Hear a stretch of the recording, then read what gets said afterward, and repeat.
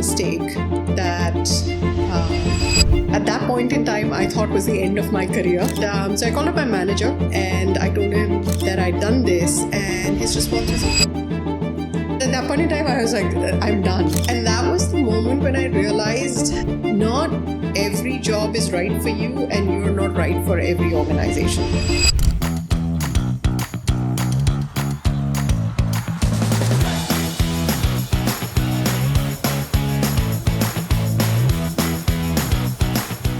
Today I'm joined with a very special guest, Deepa from CHRO of PayU. What's the best and most practical way to negotiate salary? All I would say is there's no right or wrong answer, just be very clear about what you want. I think I'm the sum of all my experiences, the goods, the bads, the uglies. Who I am today is a product of all the experiences, the mistakes I've made, the learnings I've had. The biggest thing that defines whether somebody's going to be successful in their job, their culture. If someone's just entering HR, what's one part of the job that no one prepares them for? I would say is I don't think anybody tells you how lonely it is. I think a lot of people ask me this question, is AI going to replace us? I think it's just going to, leadership doesn't have to be loud. It can be unstated, it can be implicit, it can be the smallest moments or the smallest conversations. You don't have to be loud and boisterous about being a leader. Hello everyone. Welcome to the weekday show where we go behind the hiring scenes of startups and corporates and help you become a smarter job seekers. I'm your host today, Avishi. And today I'm joined with a very special guest, Deepa from CHRO of PayU. I think PayU doesn't need any introduction. Thank you for having me here. Thank you so much for joining and agreeing to come here. We would love to listen to your journey.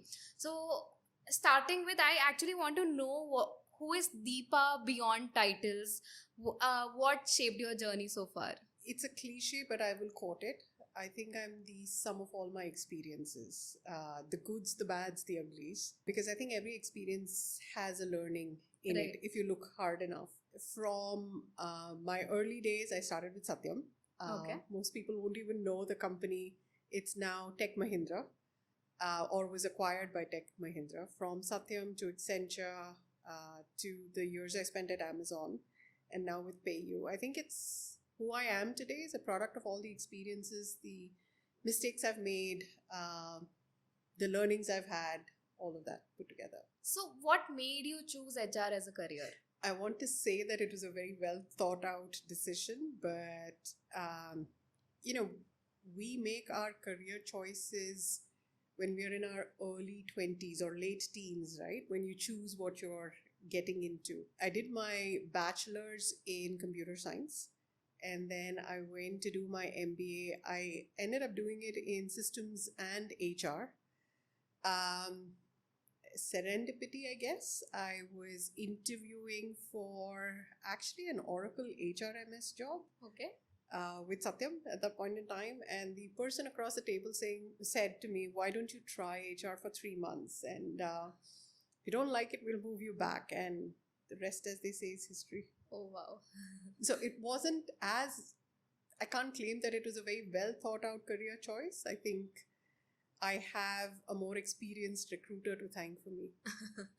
Nice. I think it's very unconventional for someone in computer science to switch in any other career nowadays. True, but yeah, this was almost last century. So just wanted to understand from your perspective that why not computer science and HR? Because I think a lot of people early in career, they come to computer science because the families want them to become an engineer, but then they're confused. Like, are they really meant for that?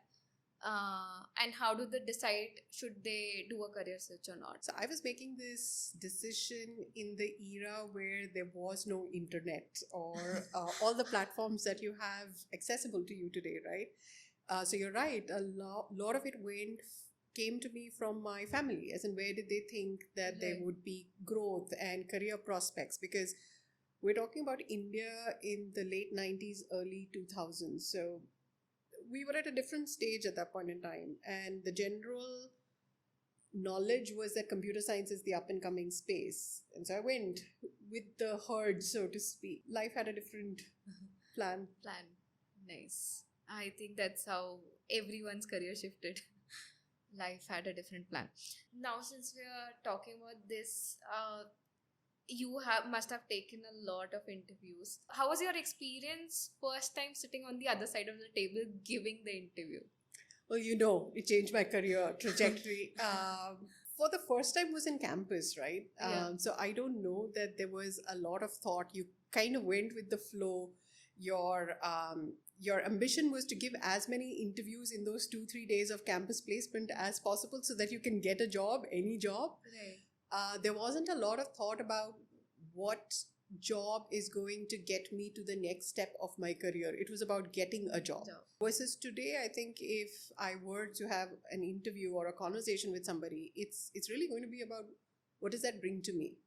Nice. Perspective changes. Nice. So, do you think is it changing now in candidates Yes. that they look for job they want to be in, or Yes. they still look for any job? I think a lot is driven by the circumstances that you are in.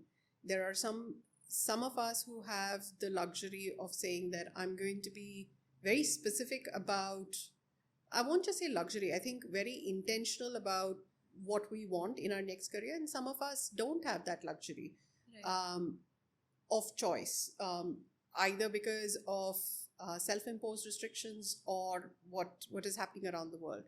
So I don't know that there is one answer one way or the other. I think it's very circumstantial. So these days we see candidates switch within a year.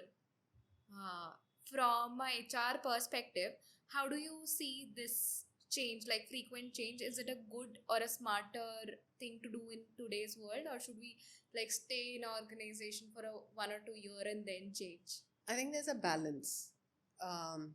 So if you go back to where we started, things that I look for, it's learning agility, right? It's your ability to, let's say you're given a task, Okay. right? You think about the task, you plan for it, you deliver it, and then you leave. Do you know how the task has landed? What is your learning out of the task? Limited. However, if you stay for that extra whatever months or years to see how it's panned out, how it's landed, your learning out of what you delivered has just amplified. Yes. And that you can take into your next project, into your next job, and influence the impact differently. That is what I look for. So it's not about whether it's 1 year, 2 year, sometimes maybe 3-4 years may not be enough, right? Depending on what you're looking to Right. deliver. Have you done the full cycle of it and learned from it so that you can take it into your next job, your next opportunity? So that's one way to look at it. Oh, nice. The other way to look at it is if you stay with one company for, I was going to say 10 years, but I've done more than that in one. Let's say for all your life, you're getting one perspective of what the industry is. And maybe it may not be a fully rounded perspective. And so, which is why I say the balance is good to have. So enough learning from what you have delivered, but also different perspectives. So the balance of the two, I don't know if there's a number of years that I would put to it, but a balance of the two. I think this is a great learning for me also. Like it doesn't matter number of years. It depends on like have you completed that full cycle? Do you Yeah. know that task fully now? This is one of my key takeaway. I'm glad. What's the best and most practical way to negotiate salary? Can you share any experience? And the answer is going to differ based on people you talk to. I'll just say come straight out and say it. Right. As to what you need, and then the organization will see if they can match it. It's a very fine balance. I think I'll say the word balance a lot. It's a very fine balance between going back and forth, because at some point in time you have to be convinced that that is the job you want, and you have to know what you believe you should be valued at. Those two things have to be very clear. And if you believe that this is absolutely the job, but if the company can't match, then you make a choice as to what is more important to you at that point in time. There's no right or wrong answer. It comes down to you. If comp is super important for you at your life stage, then focus on it. But come out and state it. Don't assume people will read what you have not said. Don't assume that there can be endless negotiations because at some point in time the other person will walk away as well.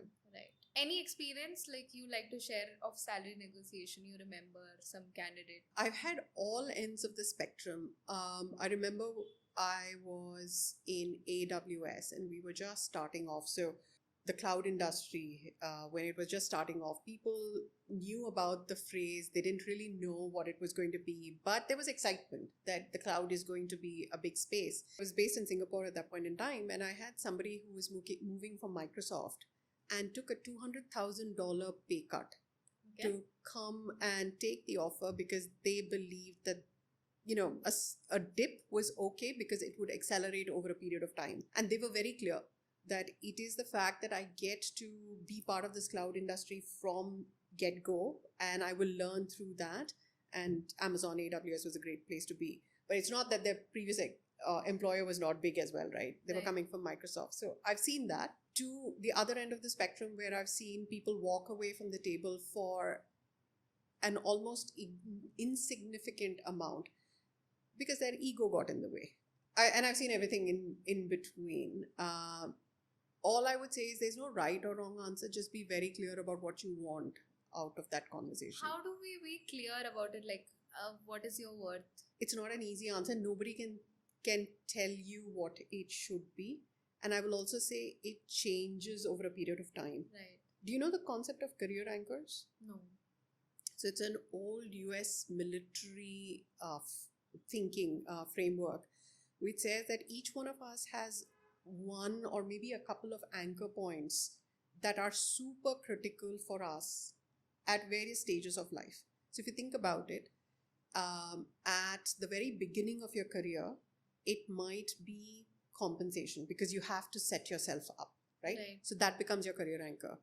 To much later in or through the middle parts of your, let's say, early 30s, maybe you've just gotten married, maybe you're still single, you don't have kids, you don't have a whole lot of responsibilities. You might say that learning is my career anchor. Let's say you have kids going through college, comp might come back as a career anchor. Right. But you need to know that of yourself to say what is super important to me at this stage in life. Right. And that's what I'm going to anchor my job to. If you don't get that right, you'll go back and forth in your mind about, did I make the right decision? Is this right? Is this not right? Right. It's often said that high quality roles are filled through internal network rather than job boards. How true this statement is, like, and how important network is building a right kind of a network is when you're looking for a career change or like start of your career. I'm going to say something that might be slightly controversial. I think there is organic networking and then there is networking for the sake of networking. So what I mean by that is organic networking is, let's say you and I work together in an organization and you know me for the work I've delivered or not, the impact that I bring on the various dimensions, how I interact with you, etc. That's organic networking. And that is the most powerful networking there is. Because think about it. If you were to refer me, it's your credibility on the line, right? All right. You will only refer somebody. You won't refer somebody just because you know them. You will refer somebody who you believe will actually bring value because it's your credibility. And that's where organic networking matters. So like it or not, every day what we bring to the job, how we interact with people, all of that is organic networking.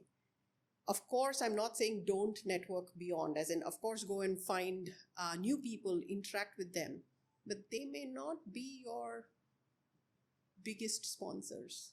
Nice. I think it's very important, organic networking.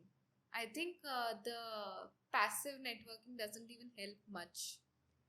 It comes down to what is in it for you to refer me. Right? You're only risking your this credibility also. Yeah. At that point. It is your credibility. Right. That's true. So startups often say that we don't pay like much now, but think of a long term. What should candidate ask in return? Oh, the candidate should ask themselves the first question of what is my career anchor here? And second, how does that play out? So I'll give you two examples. If I'm starting my career, maybe I need a little bit of structure. Okay. And so maybe you go and start somewhere else. A startup may not give you all that structure. Or maybe you have the entrepreneurial bug, then maybe the startup is the right place for you, because those are usually the most undefined roles that they are, because everybody is in everything, right, and building from scratch, but you're probably also going to be working 12-14 hours a day. So if work-life balance is your career anchor, then it's probably not the right option for you. So start by asking yourself, what is your career anchor? And assuming you say that it's entrepreneurial, I want to learn how startups work, I want to understand all the aspects of the organization. The startup tells you that we can't pay the longest, pay the best right now. You have to ask yourself, do you have the ability to say yes to that? And if you say yes to that, then make sure some other dimension is maximized. So your learning has to be maximized. Your job scope, job responsibility has to be maximized. Your long-term incentives have to be maximized. So if you're taking a hit on one dimension, make sure that the others are maximized. So is there a resume or a candidate pitch that made you pause or go like, I need to talk to this person? It's I don't know about resume or pitch, but it kind of goes back to the question that you asked me about networking. The candidates that I've always paused and said, I need to go talk to this person, is when somebody that I value and trust has referred a candidate. Because I know, so it's that organic networking, right? I've worked with them, so I know who they are, I know their judgment. They've worked with that other individual, and so I know they know them deeply. That is for me the perfect recipe. But any candidate interview that standed out for you, which you still remember, oh wow, this something different they did in their interview? I look back at some of the rock stars I've had in my team. There is one theme that runs across all of them. It's that extreme ownership. It is to say that I won't be defined by the title you give me. I won't be defined by the job description that you give me. I won't be defined by the space that you ask me to play in.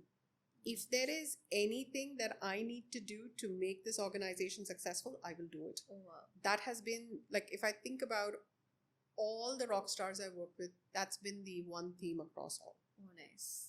And that came out in the interview conversations. So, how do you figure out if this person will take ownership or not, seeing the resume or maybe? So you can't do that through the resume. So that's where the conversation comes into play. So think about it this way. I ask you, what has been the most impactful thing that you've done in your career? And you tell me that it was XYZ. So I'll say, break it down.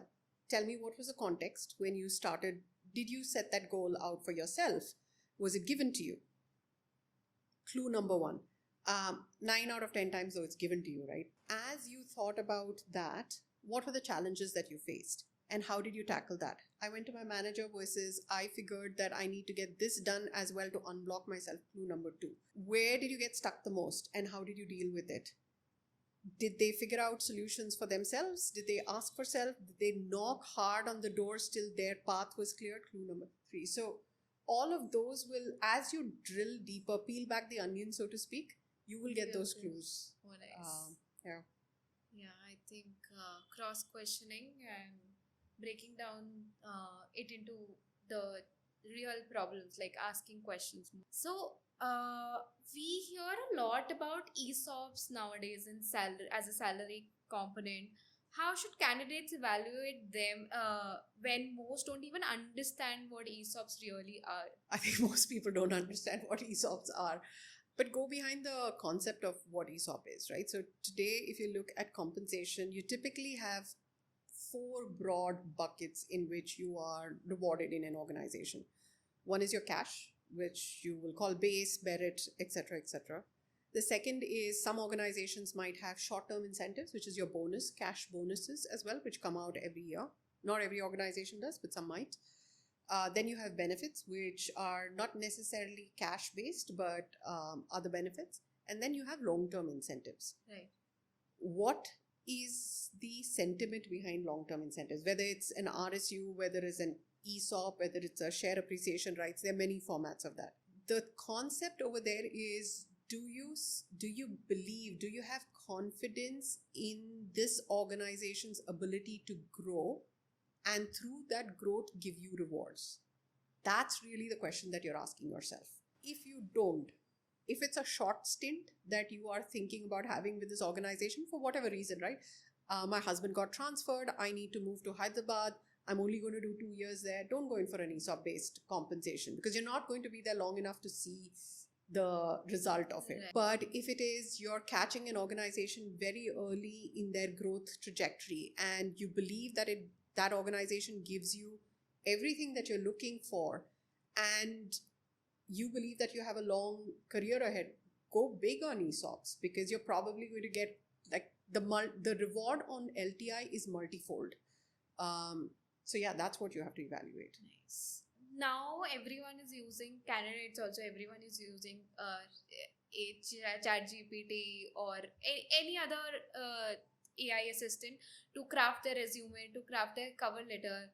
Do you think resumes are the future, or there would be something else? The conversation's always going to be the key, because to the question you asked me, what do you look for beyond the resume? I look for everything beyond the resume.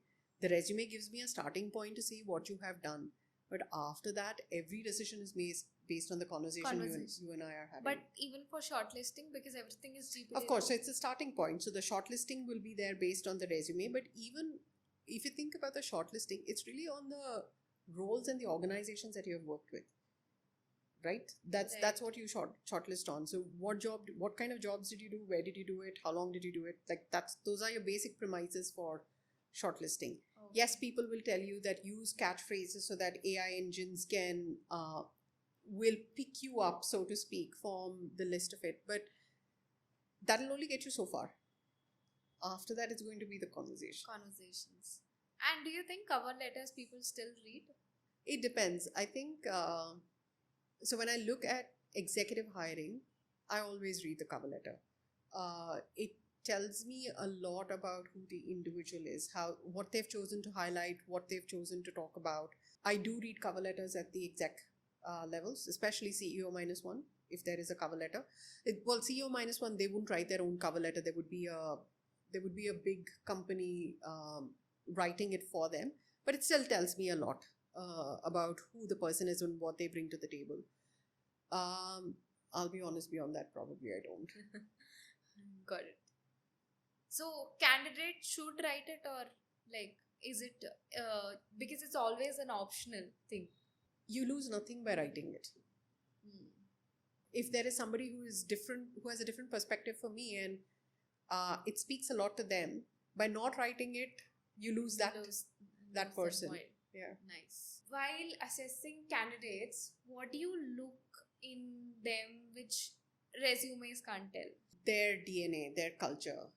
For me, that is the biggest thing that defines whether somebody is going to be successful in their job or not. Skills and capabilities, let's say it's a given, right? You'll probably have 20%, 30% differential on skills and capabilities. But not every job is right for you, and you're not right for every organization. I'm not saying that there is a deficit on either side. It's just that, sometimes the chemistry is not there. And by chemistry, I mean culture. And so that's what I look to assess. And that does not come out on a resume. So how do you assess the cultural fit? For me, it is about behavioral or behavioral-based interviewing. There are two things that are super critical for me as an individual, as a leader, as a representative of my company. I look to assess if the person brings ownership to the table, and that comes out in how the person narrates their impact, narrates their experiences. I also look for high learning agility, reflection and learning agility, because if you aren't somebody who can turn around and ask, what could I have done differently? What learning did I get out of that last delivery that I had, then you're not going to grow. So for me, those two pieces are front and center as I interview and look to see if there's a fit. The third piece I would say is being a team player. And by team player, I don't mean, you know how to get along with and gel with other people on the team. For me, the definition of a team player is, can you carry people along with you in your journey? So you could be an individual contributor, you could be a one member function, but you need to be able to know how to bring together a larger organization to get to your result. Can you do that? That is critical. Yeah, I think that is one of the main thing which will also be useful now in the age of AI. True. And I honestly think it doesn't matter whether you're a startup, you're a single member organization, or you're part of a larger organization. You probably will get away with it if you're part of a larger organization, but if you're a single member function, single member team, your ability to carry a larger group along with you is crucial. Critical. Yeah. So, what's one question you always ask candidates, not for their answer, but to see how they think? I'll take the long route to that answer. I'll say I think the one thing that I'm very clear about is, this notion of stress interviews. Like, I'll put you under stress, I'll ask you these really tough questions. Yes. People do that. I think that's just so inconsequential. And I'll tell you why. If you hire me, you're looking for me to bring my best to work every day. You want to see what I can do at my best, right? Right. You're not looking to see what of course you want to know what I will do under stress, but that's not an everyday situation. 9 out of 10 days are going to be good days, and you want to see what I do. So I lead in with that premise in my interviews, which is, tell me the thing that you're most proud of. So I'm asking you to show me the best version of yourself, and then we will see if that's what meets my bar or not. Oh, nice. So that's usually what I lead into. But my one question that I will always ask is, as you look back at, let's say, the area of impact you've had the most or the last couple of years, what would you do differently? It goes back to my reflection. Are you reflective enough? And are you taking learnings out of what you're doing to apply in the future? What has been the best answer to this so far? Various degrees, but basically somebody who can go back and say, I made this decision, this was the outcome. In retrospect, I would have changed this about my decision, having seen what played out. The worst is, I think I did everything right. Nobody does everything right. True. How much do non-verbal clues play a role in hiring? Also including how someone dresses up during an interview, carry out themselves, eye contact. I don't know that how you dress has a big impact on me. Of course, please don't be disrespectful. Don't come in beachwear to a interview conversation, right? So as long as there is respect, anything goes. In terms of other non-verbal cues, I think to know that the person is at ease with themselves and is confident in terms of what they bring to the table, that is important to me. If you're not confident about yourself, I don't know how I can be confident about you, right? So what are the things candidates have done which, you can figure out they're not confident? And maybe it's not 100% accurate, but if you don't maintain eye contact, if you don't reflect as you respond, if you have a stock response to everything, if you're not listening to my question, because oftentimes, and you'll be amazed, even at the more senior levels, you ask a question and they'll give you an answer and I'm like, that's not what I asked. So these are those small cues that tell me that you're confident, you're willing to really engage with me in this conversation, you're reflective, you are coming to the table fully engaged. I think those are small cues. Nice. So how important is employer branding when attracting top talent? What is a brand, right? A brand talks about who the organization is. So typically when you think Tata's, you think about high integrity, extreme customer service, etc. So there are elements that a brand speaks to you. So a branded organization will give you certain clues of who that organization is, and then if it matches who you are, then that's probably the best fit. A non-branded organization might also have that, you just don't know. Then just make the extra effort to find out. And so I won't say just don't just go by the brand, and like go beyond the brand. When we think about branding for the organization, we think about putting out elements of our culture that are critical, and that we believe are pivotal for our success, because then those are the kind of candidates that we want to attract. Right. So our brand helps communicate who we are, and then therefore should attract candidates who are cultural fits to us. That's how you think about your brand. And how do you stay updated and relevant in the HR field that constantly is being redefined? And nowadays, especially, like, I'm going to pivot that question a little bit. I think the moment you start, and I think you and I had a brief conversation before we started this, the moment you start boxing yourself in by function, I think the ship has sailed. What I mean by that is, if you focus on just staying relevant in the HR space, you're missing a trick. You have to work backwards from what is being relevant with the business all about. That has to be your starting point. Because if the business is going in one direction and you are focusing on building a particular niche HR skill, the twain will never meet, right? So balance the two. Stay abreast of industry business best practices, where the business is going, and that's the only way you can start thinking, looking ahead, looking around the corner, because otherwise you're always playing catch up. right. Marry that with, yes, deeper HR skills, but it can never be one or the other. It has to be both. I think important for everything. It should start from business. Yeah, and so the answer is not only relevant to HR, whether it's marketing, whether it's finance. My answer would be the same. Right. Don't lose sight of the business and where the business is heading, where the industry is heading. It's the only way you can look ahead. Do you think HR professional is also more tech savvy now? Does Stay up- anybody have a choice not to be tech savvy? That is also true. I think everyone has to be tech savvy nowadays. Yeah. And for nothing else, it's just to be more efficient yourself, right? Right. So AI is the buzzword right now, and even if you don't know what it is all about, it can do 40% of what you do in less than 1% of the time that you take to do it, right? Simple Right. things like drafting notes, figuring out what a framework needs to look like. It'll just give it to you. So that's like 70-80% of the work that you would be doing on something transactional. It allows you to spend time somewhere else, Right.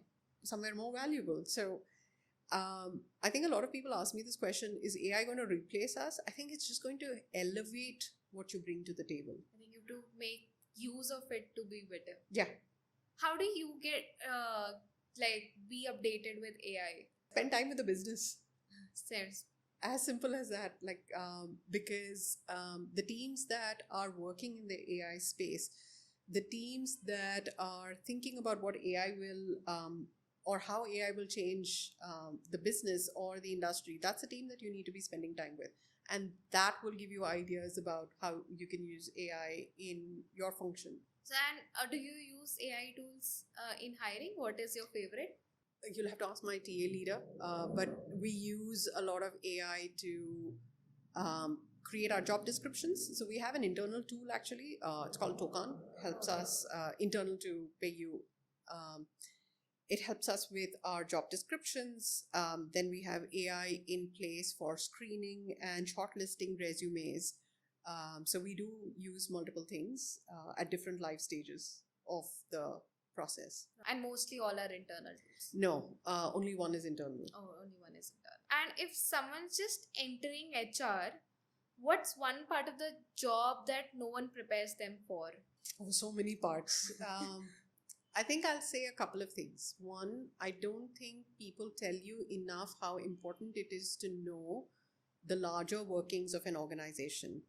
And may not be right from get-go, but today I need to be able to understand the P&L workings of my organization well enough to be able to do my job.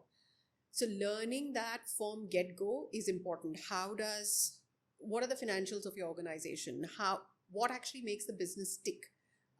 Because without that, there is no organization. So the earlier you get on that bandwagon and get to know that and learn that, the better HR professional you'll be. I think that's the first thing I would say. The second thing I would say is I don't think anybody tells you how lonely it is. And let me explain that. When I say lonely, I don't mean that you won't have colleagues, etc. But you're privy to a lot of the organization that is meant to be confidential. And there is a invisible line that you also draw between the function and the rest of the organization that you partner with, because sometimes you'll be on the opposite side of the table and you need to be able to keep balance and perspective even in those tough conversations. Right. So yeah, that's a piece that people don't explain upfront, and I think it's not because they don't want to. I think you learn that over a period of time, but those would be the two things. Nice. So, like we were talking about this before also, like families in India especially are a great influence in the career you choose. Now if someone wants to take HR as a career, they are like, let's say like I want to just choose HR as a career. I'm initially just having that controversy in my mind, should I choose or not? What are the characteristics I should have or I can assess in myself to see, like let's say that okay, maybe I should go for HR? I don't know that it is true much now, but I know a few years ago when I would interview people in the HR space and I would ask them why they've gone down this path, the answer more often than not would be because I'm a people person.